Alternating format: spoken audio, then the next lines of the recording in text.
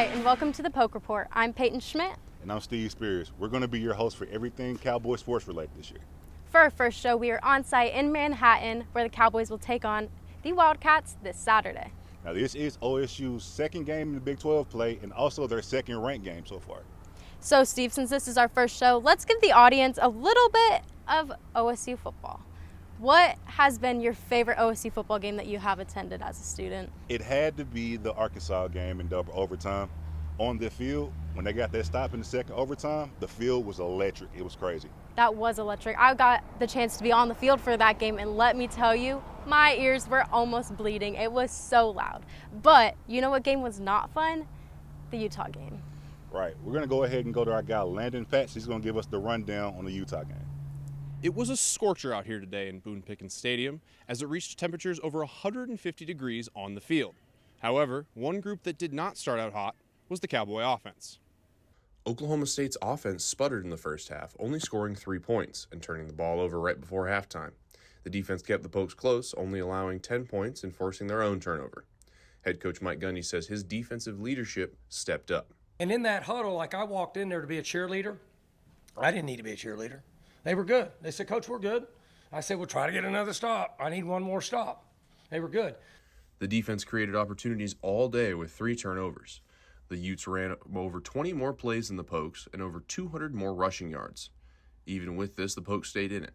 Safety Trey Rucker says it started with their energy. We came out there locked in. Our defense, we usually had a hard time, starting in the first half. And I felt like in the first half, we came out ready for them. In the second half, we did the same thing. Starting the third quarter, quarterback Garrett Rangel checked into the game. The Utes didn't bend as Rangel was held to 3 of 11 passing. Utah would tack on 2 more field goals before the fourth quarter. Alan Bowman would re-enter the game, throwing his second interception of the game. Utah would complete a long touchdown to tight end Grant Kuthi the play after to stretch the lead to 22-3. The Cowboy offense would wake up with 5 minutes to go. Brandon Presley would score from 28 yards out, and Rashad Owens would get in the end zone the next drive. It was too little too late for the Cowboys as the Utes would run out the clock and win 22-19. The Pokes will look to build on the success from the last 5 minutes of the game as they travel to Manhattan next week. Reporting from Boone-Pickens Stadium, Landon Patz, Ocali TV. Thanks for that, Landon. I'm definitely hoping for a better result this week. Me too, Steve. Peyton, you ever been to Manhattan before? Haven't, have you? No, but I definitely hope the weather's going to be a lot better than what it was last week. Me too. That was brutal. It was over 100 degrees outside. The turf was over 160 degrees. I know that Utah had to change their cleats at the halftime, which is absolutely crazy to me. So hopefully this game is a lot better. 100 and some degrees is brutal. I definitely hope for a colder temperature this week. Oh, me too. Let's go to Garrett in the studio, who has our weather report for the game. The Oklahoma State Cowboys were looking to get off to a hot start going into Big 12 play as they faced conference newcomer Utah last week at Boone-Pickens Stadium. However, the temperatures on field played a major part in Saturday's game as the Oklahoma State radio broadcast reported 160 degrees on field temperature and had many players being affected with cramps, and even players like Trey Rucker, according to Mike Gundy, needing IVs after the game just to stay hydrated. However, after you were leaving the game on Saturday, you possibly felt some cooler air coming out of the west thanks to a cold front moving through the states of Oklahoma and Kansas. And this set us up for a very nice week here in Stillwater, as you saw temperatures varying anywhere from the upper 70s to lower 80s, and overall a nice week with a lot of sunshine and a few days with a couple of clouds around. And that's going to set us up for a really nice game day in Manhattan, Kansas. As you start to look at the temperatures there, it's going to be 75 and sunny around kickoff time. So you're going to be able to enjoy that for a little bit. And some cloud coverage starts to roll through as you approach kickoff. What does that mean for the Pokes for the on-field temperature? You're going to see anywhere from 85 to 95 degrees more than likely with that cloud coverage coming to help out, as well as it being an early kickoff at 11 a.m. For the Poke Report, I'm Garrett Dutton. Thanks for that, Garrett. That weather sure does have me more excited for this weekend's game, knowing I'm not going to be sweating my butt off.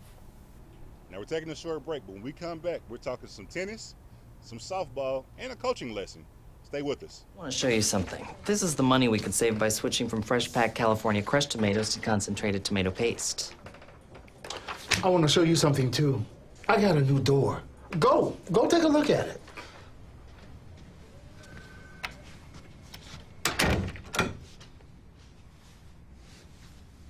Nobody uses better ingredients than Little Caesars.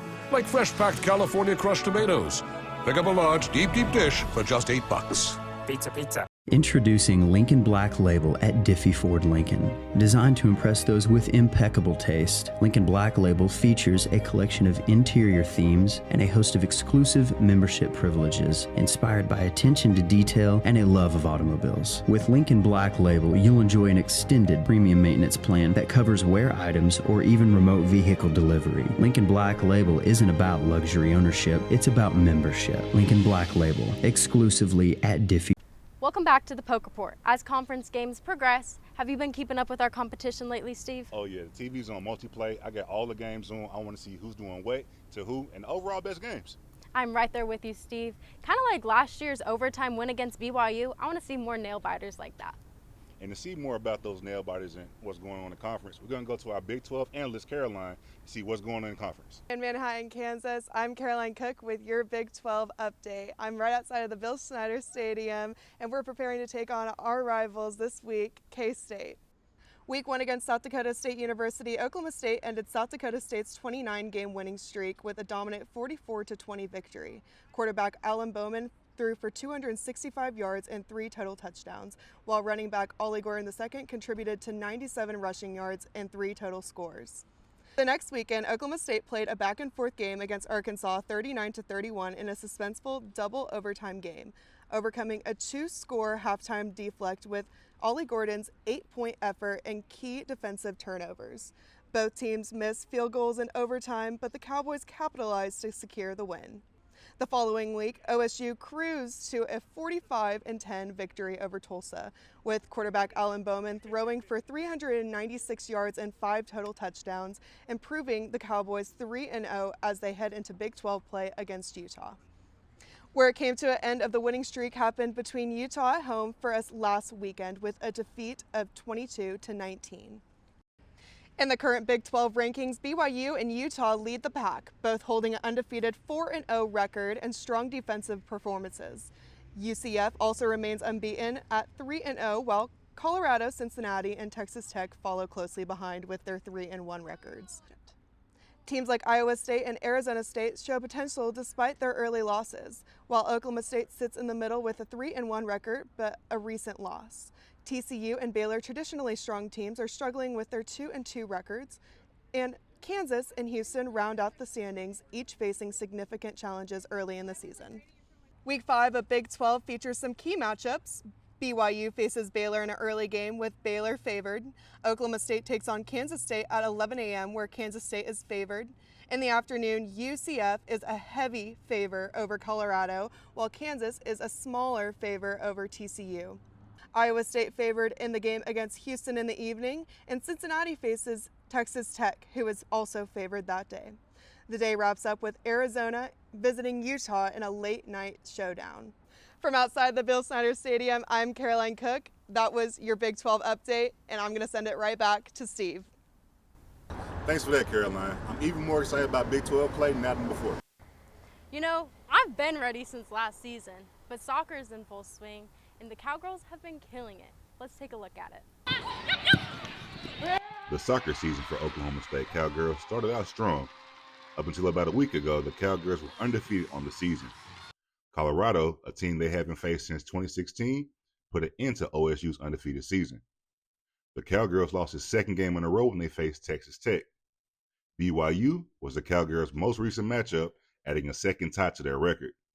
Junior forward Logan Hassler is the team's top point producer for the Cowgirls with 5 goals and 2 assists in 12 games.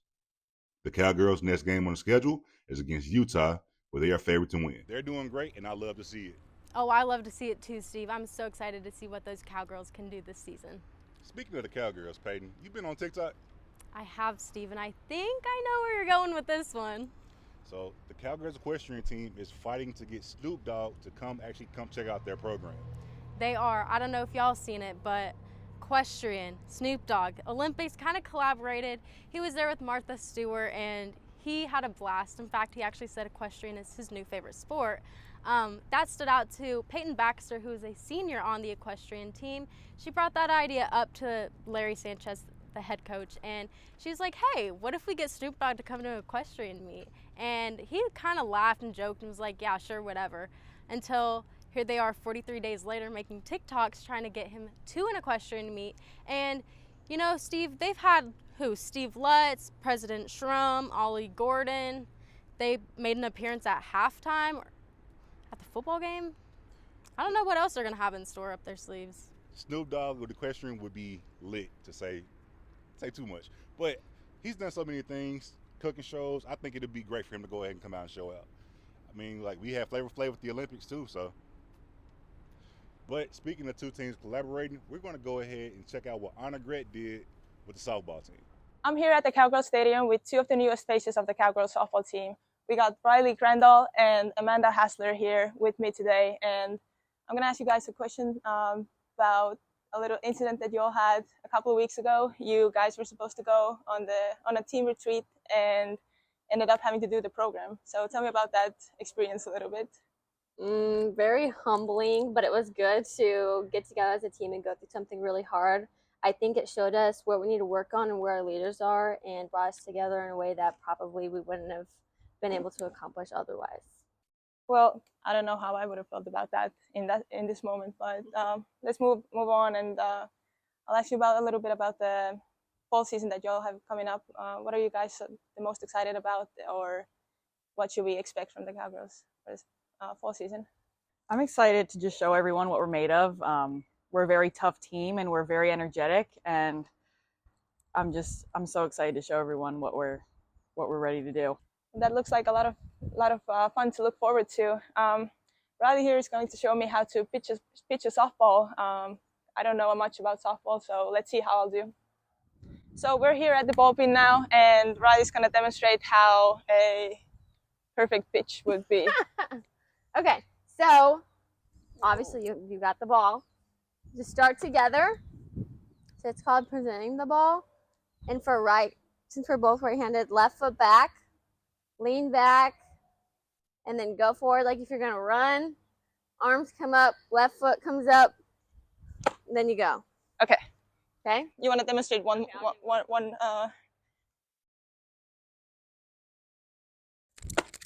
Oh!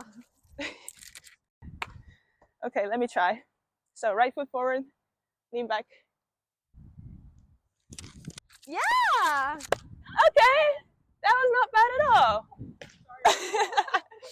Okay, well, thank you guys so much for coming here and telling us about your season and your preseason incident. And for the Poke Report, my name's Honor Gret. Thanks for that, Honor Gret. I think I can catch a ground ball or two.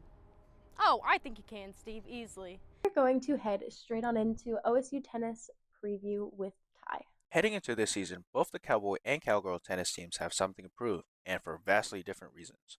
First, starting with the men's team, which went 18-10 last season and lost two of its best players, Tyler Zink and Alex Garcia.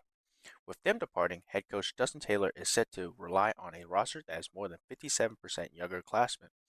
A large part of the Cowboys having a bounce-back season will depend on graduate student Isaac Beecroft's play. Beecroft already started the season on a high note, though, as he won the doubles championship in Fayetteville Future this past Saturday. Junior Alessio Basile also returns after finishing last season with a 16-8 record. But the Cowboys aren't the only Oklahoma State team swinging their rackets with high expectations this season. After a 29-0 start to last season before losing to Tennessee in the NCAA Super Regional round, Cowgirl tennis is looking to avenge their loss and contend for a national championship yet again. Head coach Chris Young's squad returns 5 of this year's 7 Cowgirls, namely Andra Obi-Kajirda, who had a dominant 20-3 record and was the Big 12 Conference Player of the Year and was on the first team for both singles and doubles. The two newcomers are sophomore Gracie Epps, a Norman native who transferred from Georgia to OSU, and junior Marcela Perez, who was an all Pac-12 second team selection last season in her second year at Utah before becoming a Cowgirl. With both teams' mix of experience and young and upcoming talent, it looks to be an exciting season for OSU tennis, with both teams trying to improve upon last season. For the Poke Report, I'm Tyvo. That's all we have time for right now. We're going to go to a break, but stay tuned because we have more Oklahoma State sports updates coming y'all's way. Show you something. This is the money we could save by switching from fresh packed California crushed tomatoes to concentrated tomato paste. I want to show you something too. I got a new door. Go take a look at it.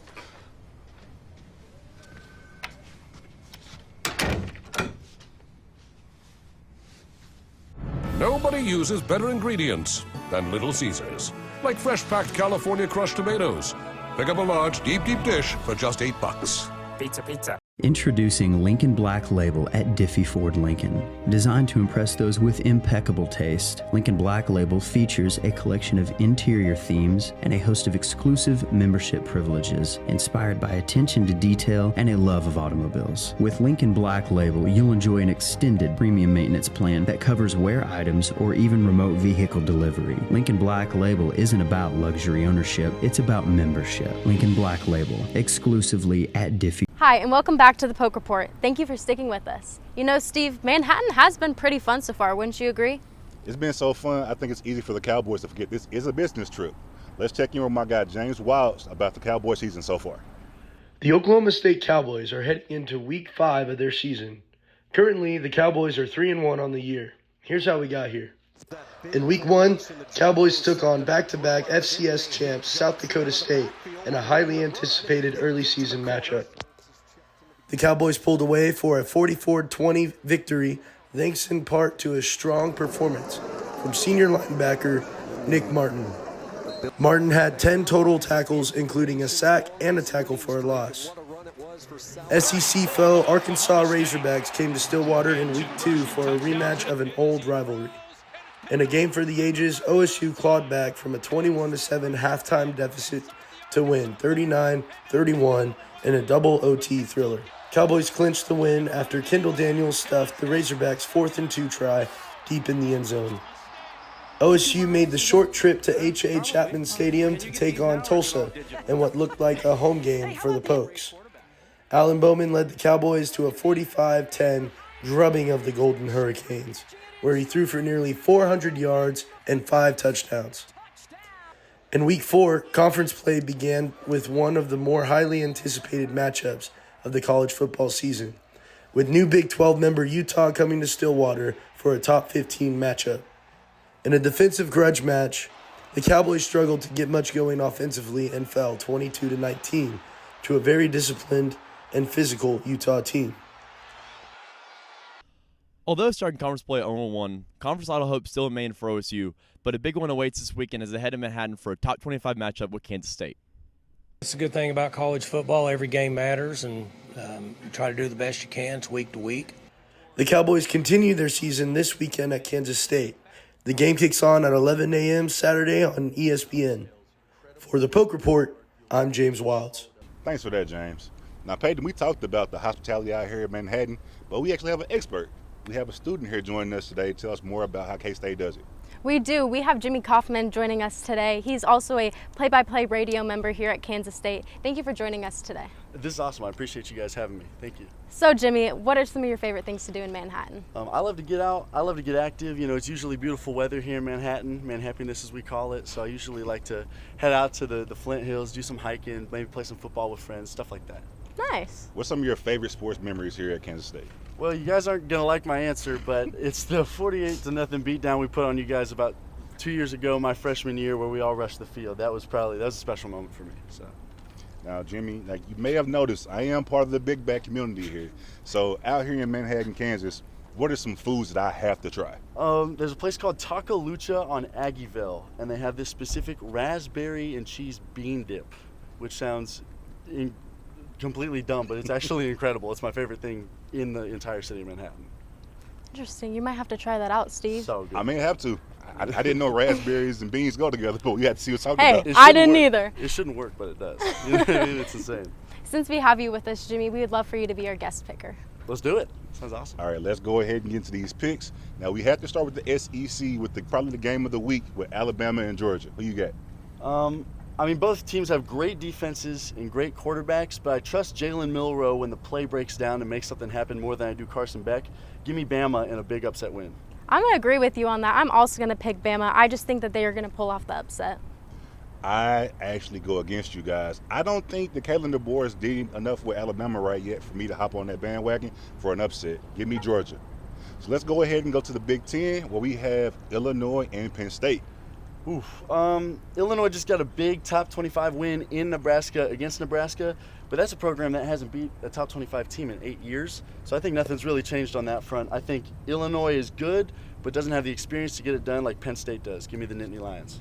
You know, I'm going to go with Illinois. I always love an underdog, and hey, an underdog beat y'all, so you never know. Give me Illinois as well. They've actually beat teams they shouldn't have beat the last 3 years. I think Brett Bielema is doing a great job of turning that program around. That is true. Now we're going to go into some Big 12. We're going to go ahead now and go to Colorado and UCF. Now, I've been really high on UCF all year. I think KJ Jefferson is the man. He has the experience. RJ Harvey is one of the best running backs in the entire Big 12 and the nation for that matter. Give me UCF in a big win. You know, I'm going to also go with that. I think that they are probably the best unranked, undefeated team so far. And like you said, RJ Harvey has been kind of going off. So so give me the Knights. Their rushing attack that UCF has with KJ Jefferson and RJ Harvey is hard to stop. Give me the Knights as well. Now let's also stay in the Big 12. I know this is a little sore spot, but we're going to go with Utah and Arizona. Right. Who you got, Jimmy? Arizona came here and got stomped. They haven't really played any other team of note for that matter, and I don't think they have the pieces to get it done against a tough Utah team that went into a tough environment like Stillwater and was able to finish the job with a backup QB. Give me Utah. Yeah, Jimmy, Utah is a very tough team. I mean, we experienced that firsthand in Stillwater. It was a hard watch, but, you know, every team's got those games. Give me Utah. I think it's kind of hard to go against Utah situation, what they did when with the backup. I think they actually go ahead and beat Arizona and give Cam Rising another week off to recover and come back strong. Now, we can't go without this game. Now, this is going to be Kansas State, OSU. I feel like I know where you're going, but who you got? I think it's going to be K-State. You know, both these teams are 3-1, coming off tough losses. They need a bounce back, but we've only allowed 13 points from opposing teams here in 2 games. I think that trend's going to continue. Give me K-State in a shutout. I am with you on both teams trying to bounce back from a loss, but I am partial to the Pokes. Give me the Pokes. I'm going to go ahead and say OSU as well. I think the rushing attack gets back on track this week, and I think the Pokes are going to go by double digits. Wow. That's crazy. Jimmy, thanks for helping us with those picks. That's all we have time for today. Of course, thank you guys. But be sure to tune in next week for all things here at Cowboy Sports. Go Pokes. Pokes.